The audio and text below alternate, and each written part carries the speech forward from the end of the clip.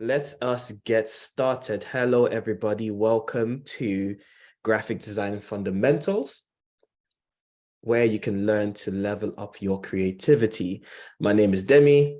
As some of you may know me already, some of you are already part of the Black Design Circle. For those of you that aren't, and the Black Design Circle is a global community that aims to support Black graphic designers, whether they're freelancing or whether they're trying to get their first graphic design role, or whether they're trying to improve their skills and develop their careers.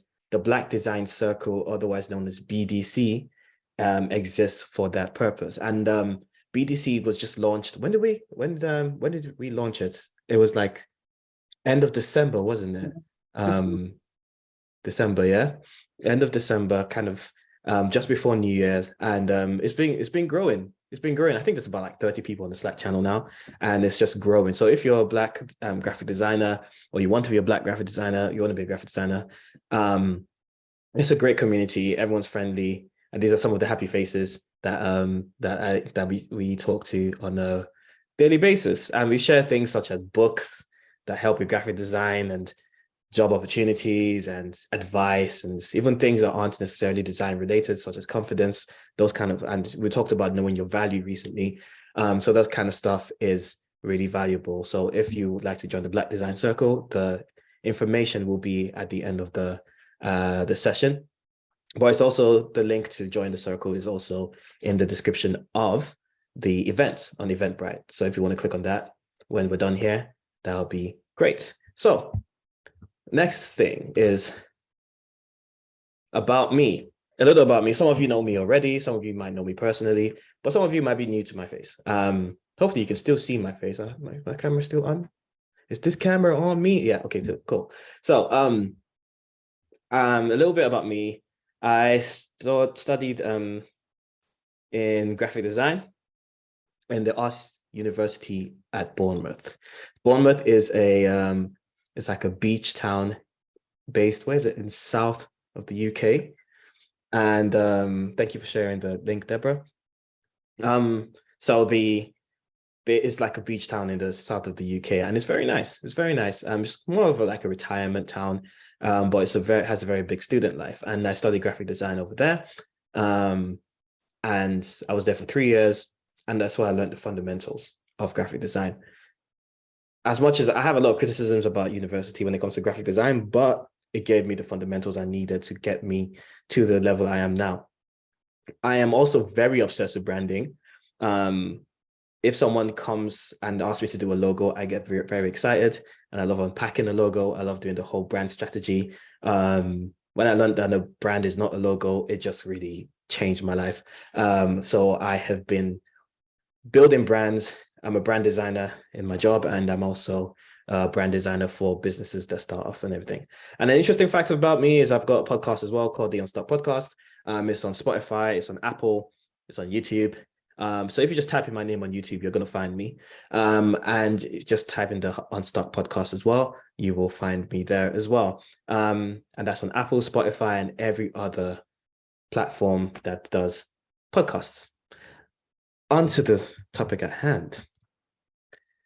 What is graphic design? So I want you guys to put it in the chat. How would you describe graphic design? I want this kind of session to be a little bit more interactive. So if you could just put in the chat how you would describe graphic design, just in a few words. Digital art, Momina says, yes, digital art, that's part of it. Yeah, okay, cool. What's everyone else saying? Let's see whatever anyone else might be saying. But digital art is a very strong start. Before I go on to the next slide, don't think too hard about it. Most likely you will not be wrong. But there's a specific way that I talk about it. Digital design / content creation. Very good, Anastasia. Can we have one more? Design solution. That's what Oyen is saying. Brilliant. Amazing. I can keep them coming and all that kind of stuff. You guys have a conversation in the chat. It's absolutely great. I want you guys to be engaged. You know what? I was going to ask you guys to maybe put on your cameras, but don't worry about that for now. So let's keep going. So what is graphic design? There is a difference between graphic design and art. Hi Kemi. I was so sad that you have to go so early. But it will be recorded and you should be able to watch the replay. So don't worry about it. You can catch up and you can join the community as well if you're not joined yet. Are you joined already? I'm not sure. I'm not joined, no. You're not joined yet? Just join. No. You can join the. That's cool. You can join the community anytime you like, and you get some more updates on the next event. And I'll share the replay on the community as well. So that's all good. Wonderful. Thank you so much. All right, take No care. problem, Kemi. Take care. So the difference between art and design. Art is about expression mainly. So have you ever been to an art gallery and everybody has a different opinion about something that's on like a canvas? Especially in modern art, is very down to the interpretation of the person. Design is kind of different. There is a form of expression in design. For example, I'm wearing this hat. It's saying I'm silently judging your font choice. It was a Christmas present and I really love it. It's probably backwards on this camera at the moment, but design is mainly about function. So art is about form, mainly about form, and design is about function. And what I mean by function is that when you design something, you're primarily solving a problem. Not to say art doesn't solve problems, but primarily design solves a problem. And there's a reason that you do everything you do. If you're a designer and you just do things because you feel like it, you're not really doing a good job, in my opinion. You need to have a reason behind every single thing you do, down to the font choice, the colors, the words on the page, the layout, all that kind of stuff. There needs to be a reason for what you do. And that's what sets design apart from art, especially graphic design. And that's one of the first things I learned in uni. Graphic design is the art and practice of planning and projecting ideas and experiences with visual textual content. So it's a lot of planning and a lot of ideas. People think when it comes to design, it's mainly about drawing. Once someone said to me, "Oh, like you're anyone can draw," and it's like, graphic design isn't about drawing. Graphic design is about planning. Graphic design is a lot of it is research and planning before you even put a pencil to paper. Again, from when I studied this, it's one of the first things I learned is that don't even bother trying to draw anything until you have a plan, because you're just kind of you're going to be using your own biases. And like it says here, it's a lot about the practice of planning and projecting ideas. The role of a designer is that of a good, thoughtful host anticipating the need of his or her guests. And this is by Charles Eames. He's an architect, and he wasn't even a graphic designer, but he understood that the whole point of graphic design is to meet the needs of the audience, not you. It's all about the audience. But we're here to learn the fundamentals, right? Also, if you have any questions, feel free to put them in the chat, but there's also going to be a part at the end where you'll be able to ask questions directly to me. But feel free to chuck them in the chat and I'll answer them as I go along, if possible. And if there's any audio issues or video issues or whatever while you're on here, please let me know in the chat and all that. So why do we learn the fundamentals? The fundamentals will definitely set you apart. So the fundamentals are more about building a strong foundation. There's a quote of building a house on sand. If you build a house on sand, it's not going to work. You need to build it on the right foundations. And it's the same for design. And what I find is that some people try to jump ahead and try and do the most advanced stuff first without learning the fundamentals. And I've seen this time and time again with a lot of designers. Everyone has their reasons, but you need to learn the fundamentals for everything. It's just like when you're driving. I learned to drive, and it took me 6 tries to pass my driving test, but I wouldn't have been able to drive without someone teaching me the fundamentals. Otherwise, I'll be running over people on the road. It'd be like GTA. First, learn to stand, then learn to fly. That's nature's rule, Daniel-san, not mine. This is from the Karate Kid. It's a classic. And if anyone remembers, what's the most famous quote in Karate Kid? Just drop it in the chat. Let's see who knows, who has their culture, what do you call it, the pop culture thing? Wax on, wax off. There we go. Wax on, wax off. And some people are just like, yeah. So it's funny because the more likely you know that quote, the older you are. So like I'm here like, oh my gosh, this is such an old thing. Don't worry, Mamina, you're not uncultured. It's all right. You're probably just younger than the rest of us. But yeah, the Karate Kid, if you've ever watched it, I haven't watched it. Last time I watched this was when I was like 9 or 10 or something like that. But Daniel basically is taught by Mr. Miyagi. He's a karate master, and he wants to learn how to do the backflips. He wants to learn how to do the flying kicks. He wants to learn how to beat up the bullies at his school. But Mr. Miyagi is teaching him to clean his car. And he's like, has nothing to do with beating people up. This has nothing to do with punching and kicking. But he's like, you need to do wax on, wax off. And he was literally teaching him how to clean his car. And it's just like, I came here to learn karate and you're just using me as free labor, basically. But he didn't know that Mr. Miyagi was basically teaching him the fundamentals of that style of karate. That sounds like Ross Geller from Friends. But like he was teaching him just the fundamentals of that style. And then eventually he realized that the wax on, wax off thing was like this, was one of the most fundamental stances in his fighting style. So he could use it when it came to fighting tournaments and defending himself, because he would just do wax on, wax off to block people's punches and all that kind of stuff. Very good lesson. And if you want a more modern interpretation of this, there was a remake with Jaden Smith some time ago with Jackie Chan, similar, but he was like, take off the jacket, put it back on. And then there's on Netflix, there's Cobra Kai, which goes through the same kind of concepts as well, starting with the fundamentals. Very entertaining. I'll suggest it to you guys, watching your own time.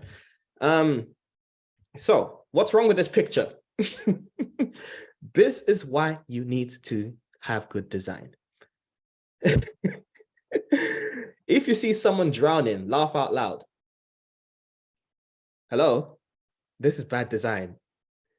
So it's like what? This is why you have. I was gonna have do a slide of really unfortunate logos, but I'm trying to keep this PG. So some people, because they don't have the good fundamentals of graphic design, they end up with funny mistakes like this. Entertaining for us, but bad for their client and bad for their audience.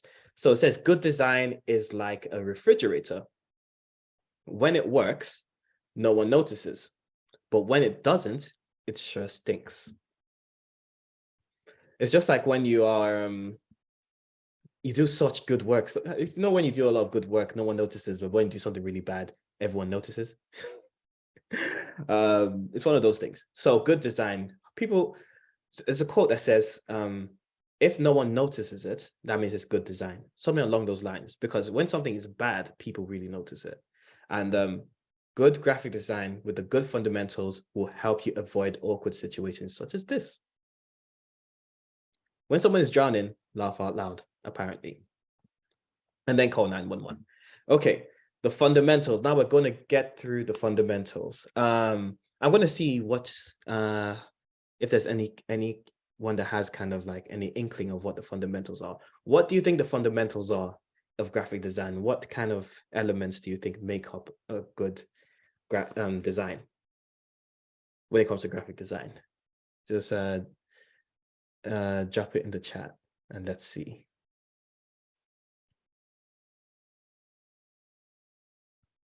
Or you can raise your hand on this actually with the audience. Great. Colors, great. Accessibility, these are very good words. You guys are advanced. Very, very good suggestions. Yep. I'm going to take one more. These are very good though. These are very good.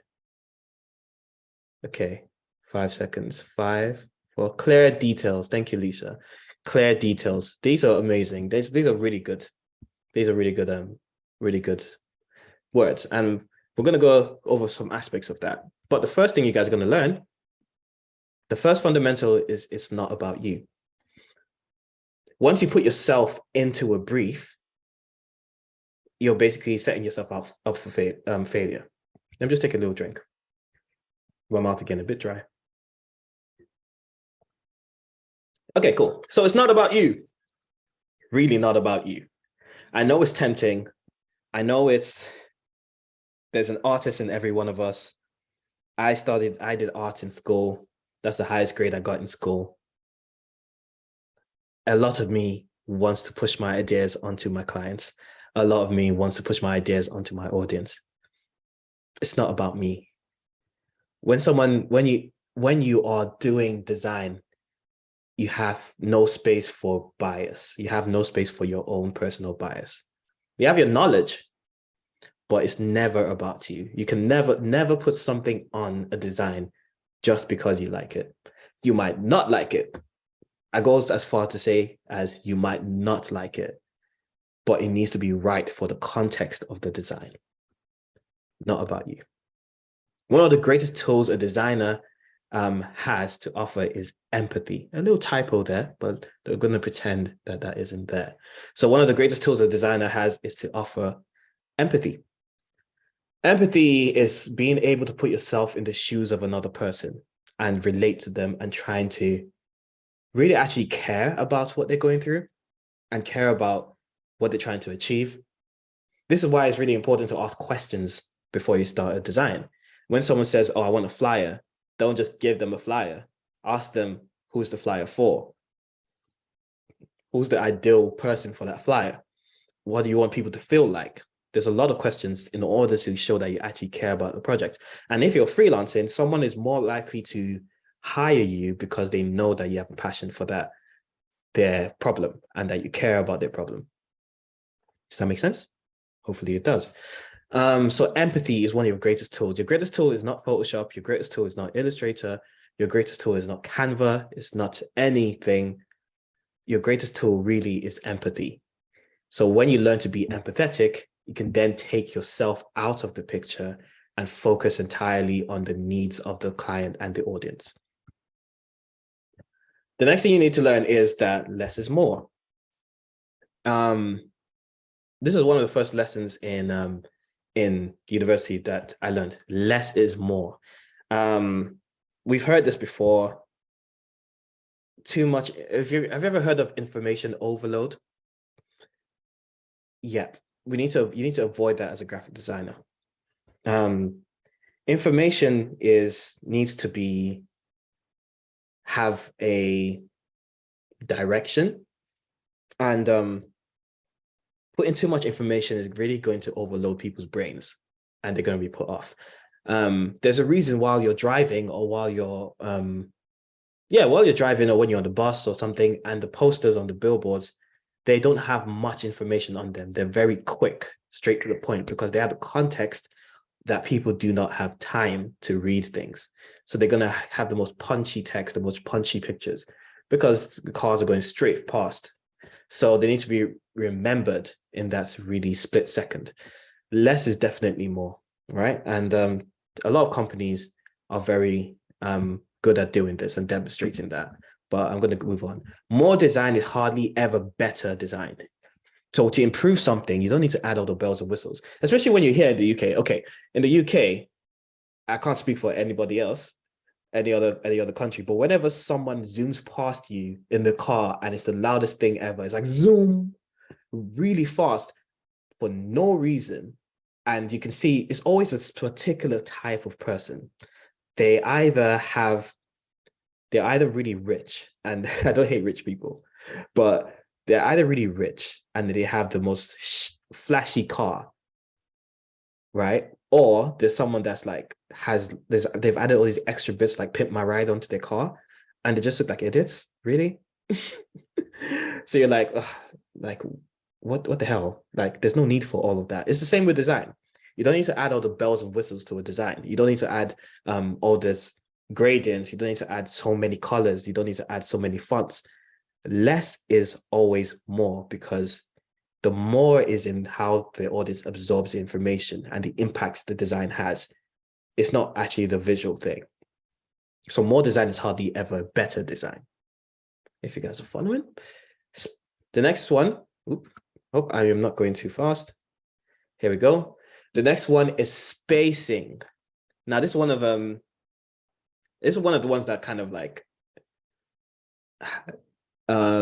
makes me uncomfortable. I want you guys to imagine the situation, right? When you're on the bus or on the train or public transport, or you're at an event, or you're at a concert, and everyone's packed like sardines, and it feels like you can't breathe. It makes you feel very claustrophobic. This is why spacing is important. Social distancing is important in design, right? You need to know how to use your spacing. So spacing is the distance between two or more objects. It could be equal distances, it could be different distances, but it's the distance between two or more objects. And in design, the spacing is very intentional. White space creates comfort, lets your design breathe, and removes distractions. I'm always telling people to increase the space between objects on designs. And even though this slide alone, the theme of this slide that I've put together, I haven't put too much. I haven't put too many things on the page. And on this specific slide itself, the reason why you're focused on just the text is because there's nothing else going on. And it feels like it can breathe. So your designs need to breathe. You need to let it breathe. Because what happens is that it gets really uncomfortable to especially when it comes to text. If the text is really close together, or the lines are really close together like this, it becomes really, really uncomfortable for someone to actually read it. For the eyes, it's actually very unhealthy for them to do that. So you need to create enough space that it feels comfortable to read these things. So white space helps create that thing. And here's an example. This is the Penguin website. They have a range of pocket penguins. And when I say less is more, this is a clear example of that. They have hardly anything going on the covers, even on the website itself, straight to the point. So much space around it as well. It's comfortable to look at. Now, imagine if that book was like right next to the text. It would be so uncomfortable, super uncomfortable. And now that I mentioned this, you're going to notice, you're going to notice this in a lot of designs. You're going to start looking at menus at restaurants and everything, and you're going to start looking at the spacing. I'm one of those designers that's like, I think I recognize that font on that menu, because I'm a massive nerd. So, but it's fun. But yeah, this is a very good example. Penguin Classics, very, very good at with their spacing. And then you have Apple. Apple, they're very good when it comes to less is more. Apple is probably the best example I can give you. Apart from the time they were doing a lot of rainbow kind of stuff, when the Apple and iPod Shuffle and Nano were out. But they're very minimal. And the thing about minimal designs and less is more, it has a premium feel to it. So they don't pack the whole page or anything all together like a sardine can. They have the Apple is a premium product. All their products are premium. So they do less, because it's just like, this is us, take it or leave it. Now, if you look at any other brand, there's so much going on with all these different like computer brands and stuff like that.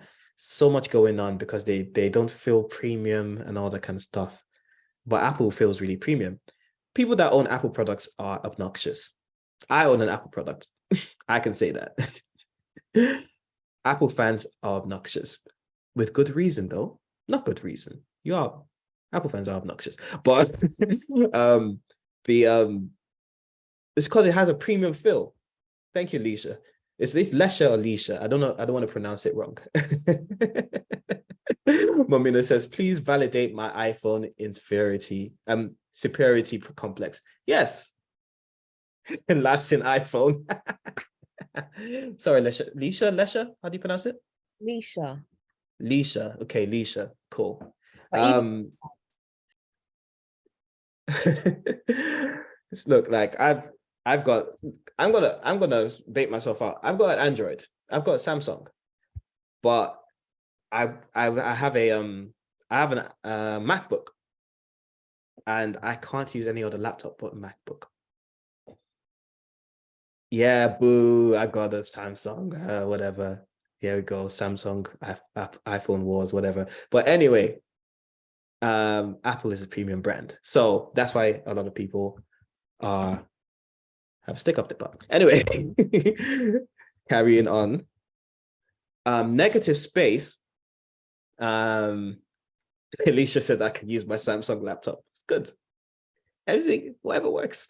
Negative space is in design is the area that is left empty. Now, this part is going to be really fun. When I first saw this, it kind of made me understand how important spacing is. So if I go to the next page, in these, they've used negative space. So it's a space around an object to create an illusion. So when you see optical illusions, these things are basically the brain fills in information automatically. So if there was text and the text was partly covered, your brain knows what the letters look like. So you end up reading it anyway. Your brain knows is familiar with these objects. So on the left, there is no light bulb. There's just a hand over the screw. But to your brain, using the space around it, using the space around the screw, you can tell that it's a light bulb. So your brain thinks light bulb. The same for this. It's two bites and an apple, but there's a woman on the left and a man on the right. Negative spacing. And this is why spacing is so important. Spacing is not just like the distance. It's actually just like, it's hard to explain. But negative space is the space around an object. So when we talk about white space, we're thinking let it breathe. But when you're thinking negative space gives form as well, if that makes sense. Now, moving on. The next concept is balance. Now, balance is a state where things are of equal weight or force. Have you ever been, I used to go on the seesaws when I was little, and okay, I don't know if I should tell the story. I don't want to get cancelled. No, I won't get cancelled. All right, so everyone's like, you can't just bait us with this story. When I was little, yeah, I can't swim. I'm really crappy at swimming, right? I was in the bottom class when I was in primary school for swimming classes. And once a year, they would do this like exhibition of swimming. So like swimming races and all that kind of stuff. I was paired with someone, and that person was much bigger than me, right? And I can't swim, right?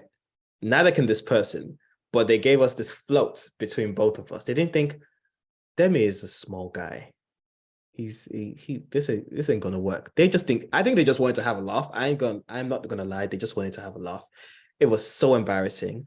So I was paired with this person, and we basically had to be on this float and kick our legs and go to the end and race everyone else. There was no balance. The balance was not balancing. And what happened is that basically, I'm trying to find an example. Imagine this is the float, and I'm like, we're both here like this. I'm here, my partner is here. Literally, the thing just goes like that, and I just slide down into the water.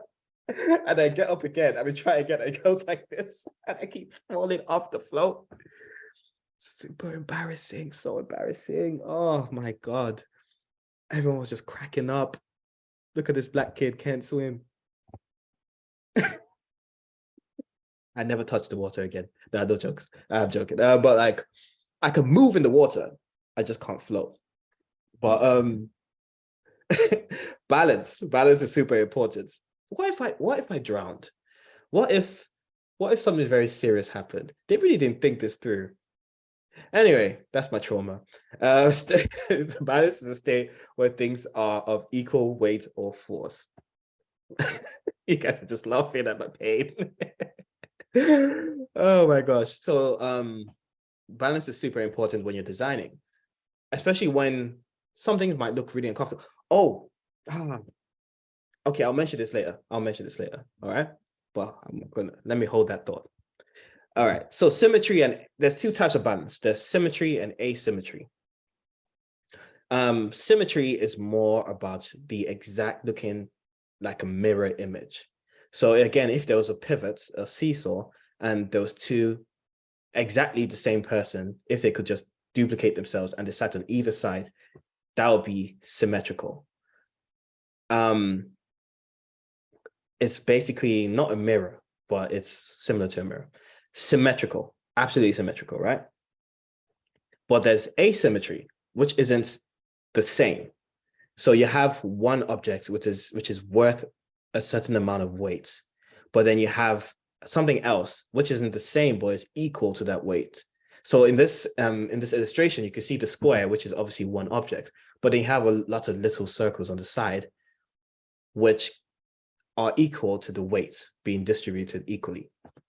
And that's the same in design. And you're going to see a lot of examples of this. And there's several different ways of making this happen. But this is the BP logo. You can see it's a perfectly symmetrical logo. Left, right, top, down, perfectly symmetrical. That is symmetrical, right? But then you have Adidas,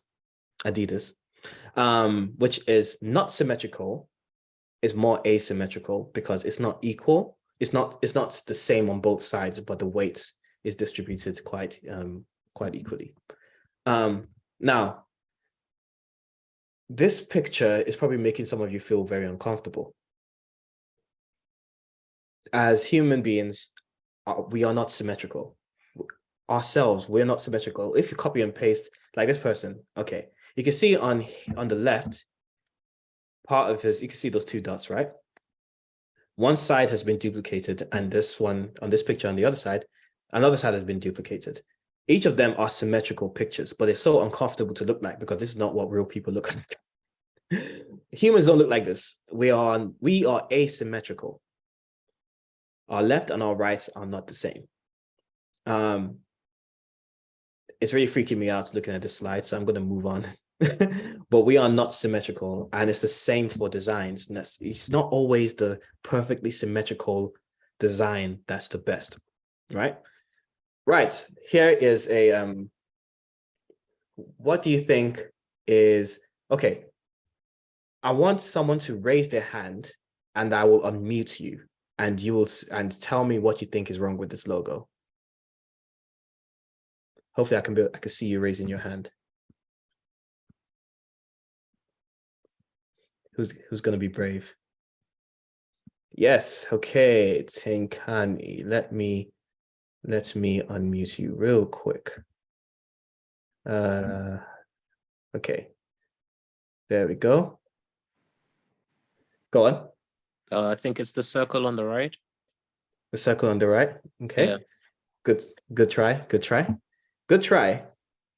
A very good try, actually. A very good comment. But that's not what's wrong with it. But thank you. But feel free to mute yourself again. Cool. Some of you, if you can, put on your cameras as well. I want to see your faces. I want to see how you're reacting to this kind of stuff. Does anyone else want to give it a try? Here we go. Who's raising their hand? Let me see. Nobody else. Who's giving us thumbs up? Who's raising their hand? Lisha, you wanna give it a crack? Yeah. What's making me think like, oh, is the big font at the bottom. I don't know what's big. I don't know. It's just that. Good try. Okay, not it. That's not it. But very good try. Very good try. Okay. Cool. Okay. Hand up. Momina has had her hand up for a while. Oh, go ahead. Please go ahead. So I'm gonna ask her to go for it, and then you can go for it, Deborah, right? Cool. Go ahead.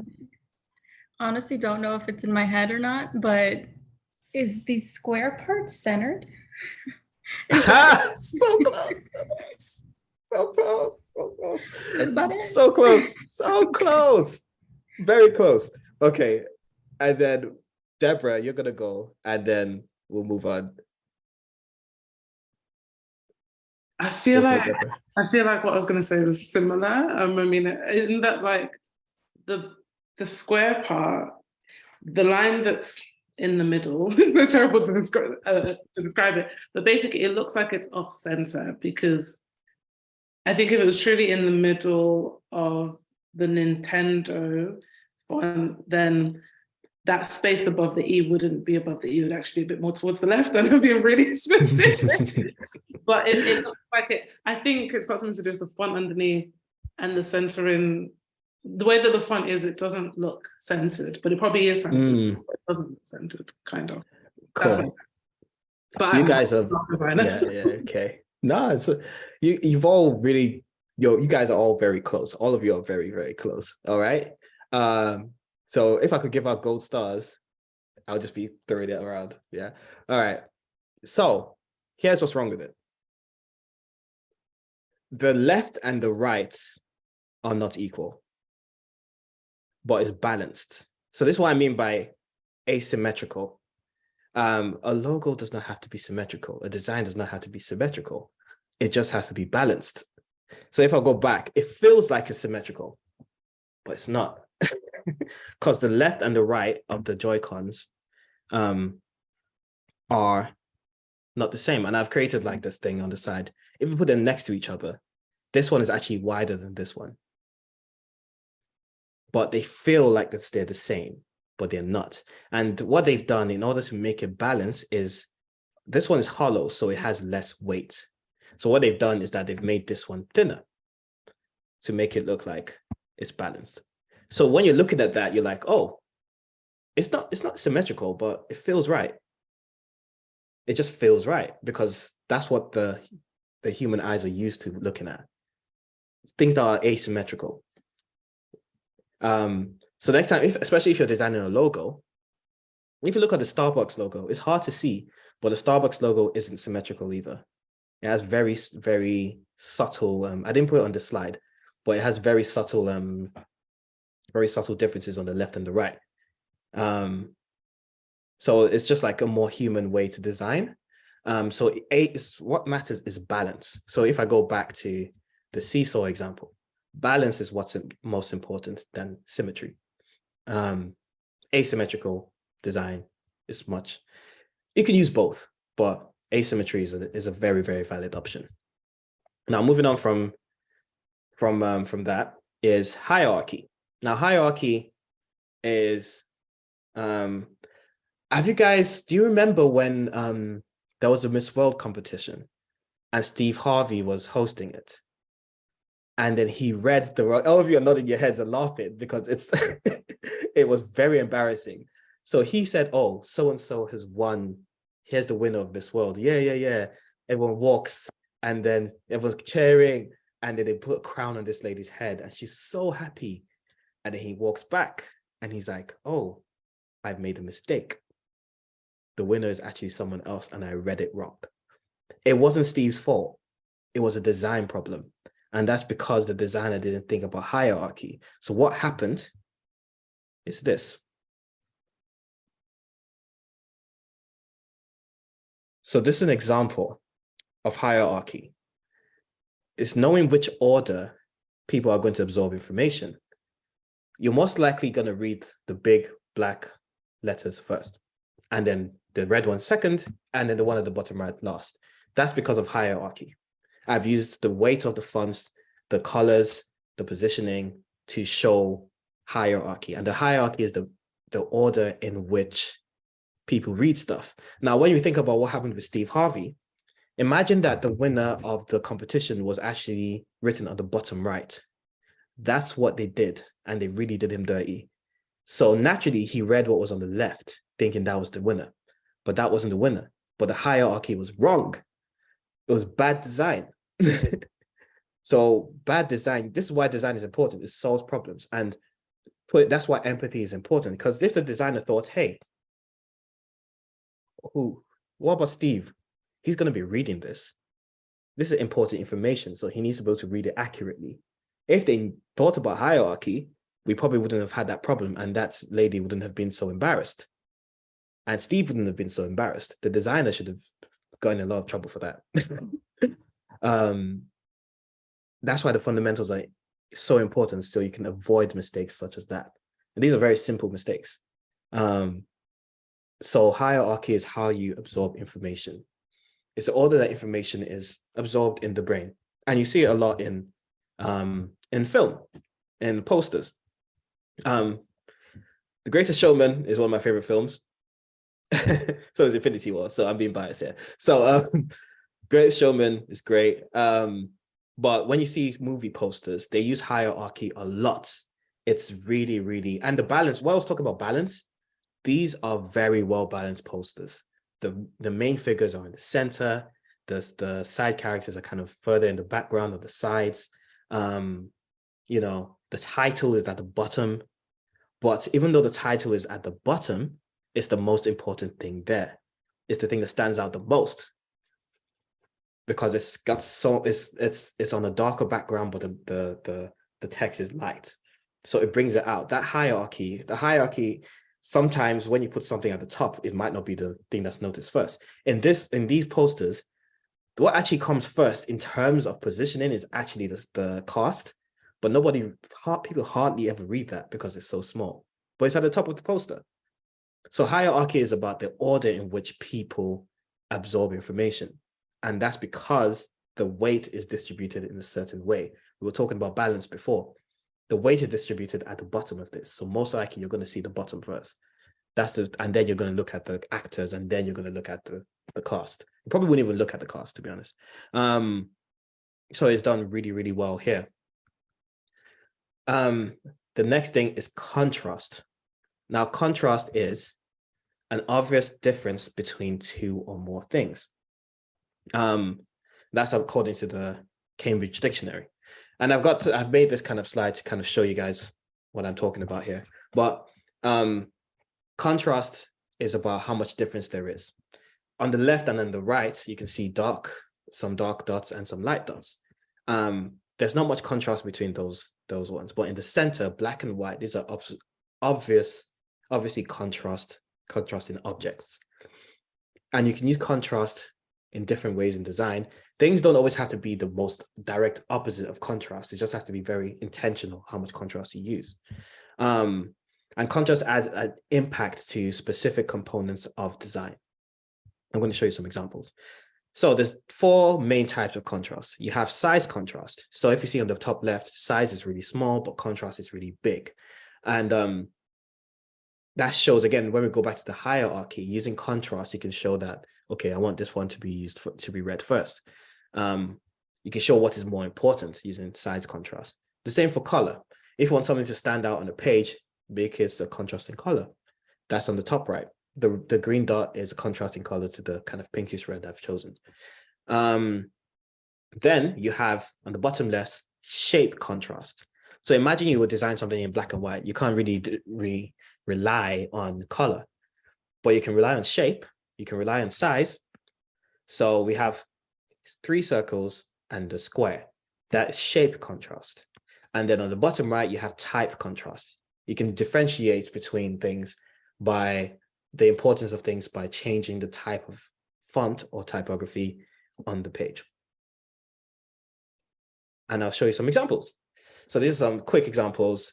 On the left, you have a Rocky poster, which uses color contrast, size contrast, and the hierarchy. And it has a lot of breathing space as well, if you haven't noticed.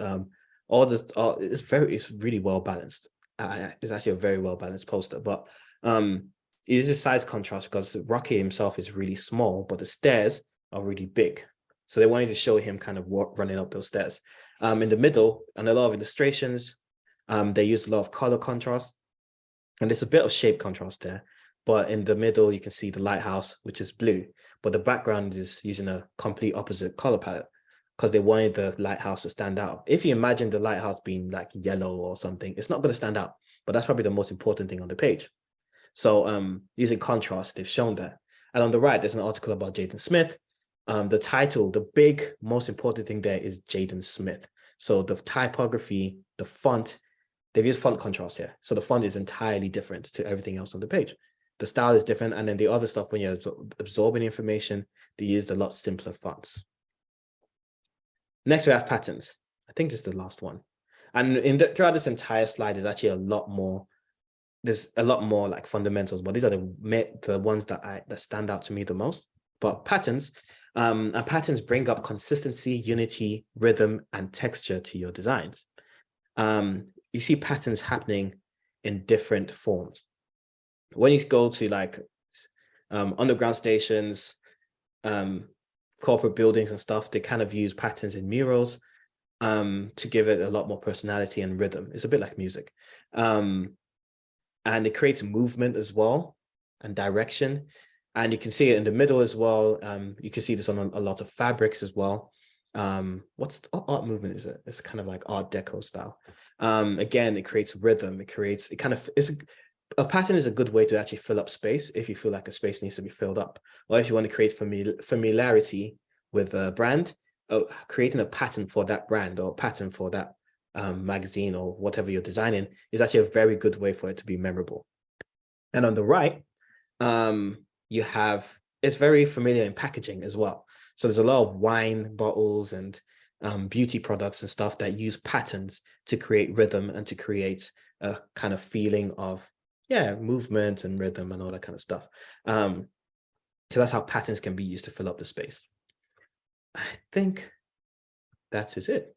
Hey, that's it.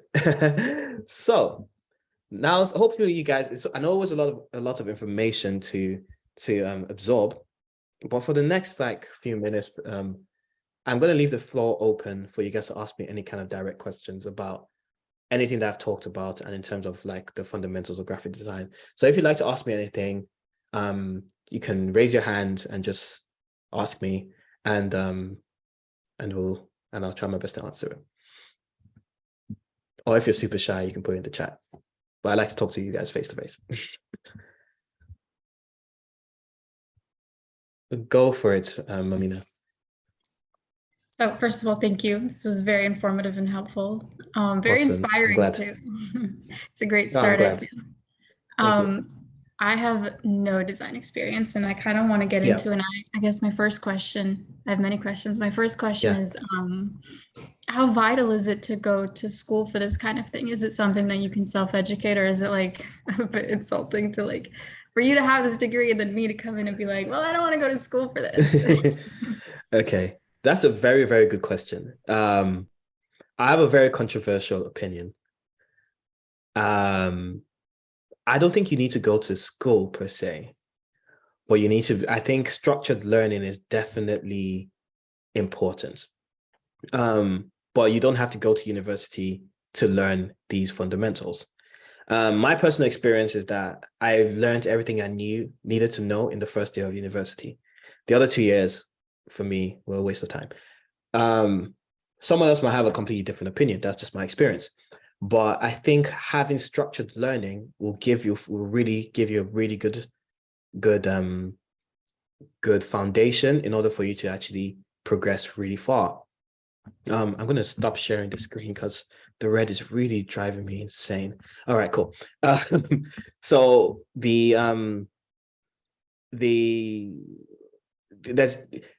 there's a lot of other ways to learn graphic design. There's YouTube is a very, very good resource. You can type in whatever you need to learn and there'll be someone talking about it. But if you need something a bit more structured, I would say invest in the short course or a course that will kind of teach you the fundamentals. And it doesn't need to be face-to-face. There's a lot of websites like Udemy. I'm not getting sponsored by this. I wish they were giving me money to do this, but it's you can use Udemy, you can use Skillshare, you can use what other one? I think there's another one. What's that? There's one called Coursera. Coursera, I think I've heard of that one as well. So there's a lot of alternative ways to learn these fundamentals. And you don't have to go to school for it. If you can go to do like a foundations course or something, you don't need to spend 3 years learning the fundamentals. you can learn the fundamentals and take it from there, and then start having experiences and interacting with other designers. I think what's happened for me, I've learned most about graphic design while I'm working as a graphic designer than being taught it. But being taught the fundamentals allowed me to start off as a graphic designer. I hope that answers your question, if that makes sense. It does. Thank you. Amazing. Let's see. Tinkani says, what free graphic software do you recommend for beginners? Canva. I would say Canva. Canva is the graphic design software for non-graphic designers.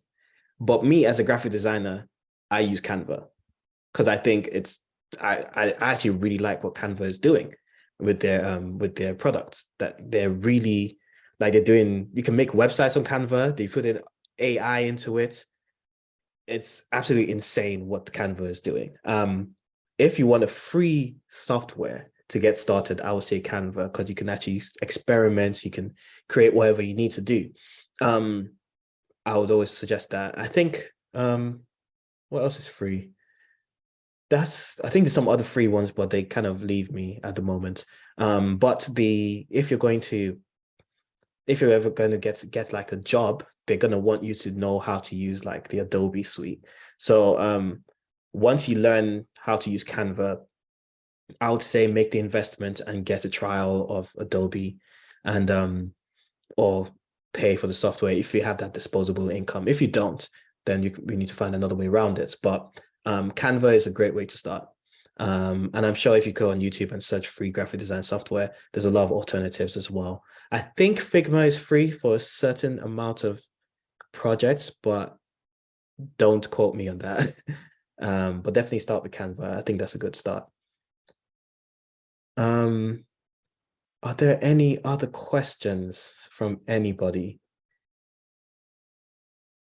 If there's anything that anybody would like to know regarding the fundamentals or graphic design as a whole. We good? I think, cool.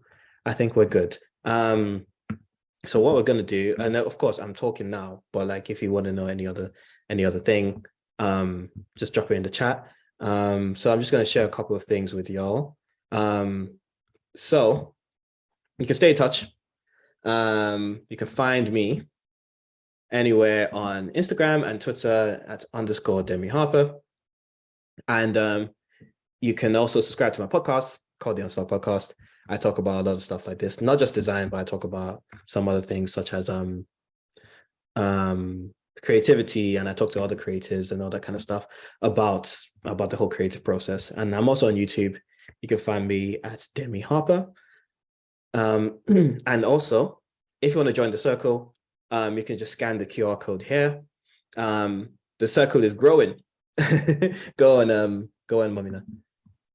I just remembered another question that I had. Go for it.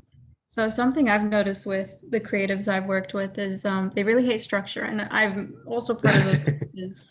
And Yeah. recently I was in an interview where they were kind of asking me to show stats and to show how well my content performed, and I kind of was really stumped about that. I was like, it went well. I didn't really know what to say. So I guess, like, is this a major concern within graphic design as well, of like, how do you market how well your stuff did? What metrics are you supposed to use for something like that? Okay, that's a very interesting question, a very good question, because when you're getting interviewed as a graphic designer, they kind of try to ask you about metrics, and it's like, you can't always measure the value of creativity. It's not something that can be measured. Not always, but there are sometimes you can measure things. I think when I'm asked that kind of question, when I'm doing an interview, I like to talk about the direct result of something. So if I say we did a whole email campaign, I designed a lot of emails for this thing. The result of this thing was it doesn't even have to be anything too big. It could be like it made the emails more interesting because before they were boring. Or if you really wanted to get really specific, you can be like, okay, you could ask, because as designers, we're not always into the kind of data kind of stuff. But if we're working excuse me, if we're working like a day job, we can get that information from the marketers. We can get that information from the, those kind of people, and then just keep them on hand so that when you're writing your CV or you're putting together your portfolio, you can say, oh, this increased sales by so-and-so. But I've never really had to do specific things like that. That's more of a marketer's kind of thing. Because as designers, what we do, the value of it is not something that's measurable. You can just see the value from it because it's good design. The value is that it's not crap. But I think you can always say the reaction or the response to something. And that response is positive. I think that's how people would generally respond. Let's see a question here. I hope that answered your question, by the way. Yeah, cool. Awesome. Where do you get your stock photography from? Where do I get my stock photography from? Okay, I have stock photography. Now, this is one of my gripes, yeah. Stock photography can be quite difficult to find as a Black person or a person of color. Because it's always, there's not much to choose from, but websites that do stock photography, okay, you can get royalty-free stock photography on Pexels, Pexels, I think, Pexels. They do free stock photography and videography. Another one is Unsplash. Unsplash is very good. Unsplash does, in fact, let me see if I can get it up so I can actually show you guys this, because so that you can see unsplash.com and Pexels. I'm going to actually share my screen and let you guys see this. Again, I wish they would pay me for this. So let's see now. Have I lost the page? Here we go. So this first one is, this is Pexels. Now for Pexels, they have quite a lot of royalty-free images and they're high quality. So if you wanted to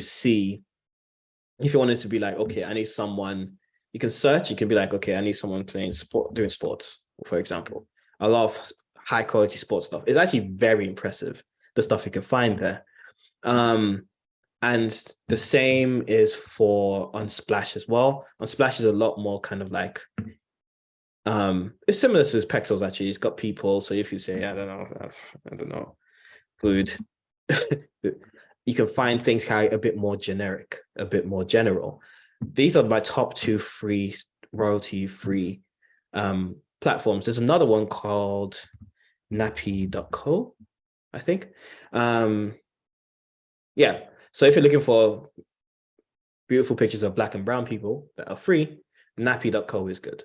A lot of people are realizing this website exists, so you're going to start seeing a lot of these pictures on people's designs. You're like, oh, I know that picture, I know that stock photography. So if you're looking for free stock photography, this is a good place to start. Nappy, Pexels, or Unsplash. The issue with free stock photography is that everyone's using them, so you run the risk of people having the same pictures as you. But if that's not a big deal, if you're doing something for like a charity, no, I'm not going to say that. Charities also need stock photography. So that would have been very unfair for me to say. But if it's something that you can actually get away with and you like, it's not that big a deal, then you can use free stock photography for like passion projects and stuff like that. But premium services, when you want to go onto that, you can try Shutterstock, Adobe Stock as well, Getty Images. Those kind of websites are really good for stock photography, if that makes sense. Thank you, Deborah, for putting those in. Any more questions before we wrap up? Any more questions before we wrap up? I'll take maybe one more. And if there are no more, I'm going to wrap up because I want to give you guys the rest of your evening.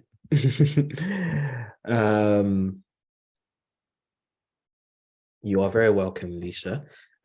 So once again, if you want to join the community,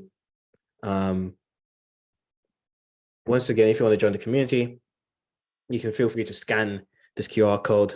You can find us on LinkedIn as well. We're on there, and yeah, just fill in the form in the link and the QR code, and I'll send you an invite, and we can start chatting from there.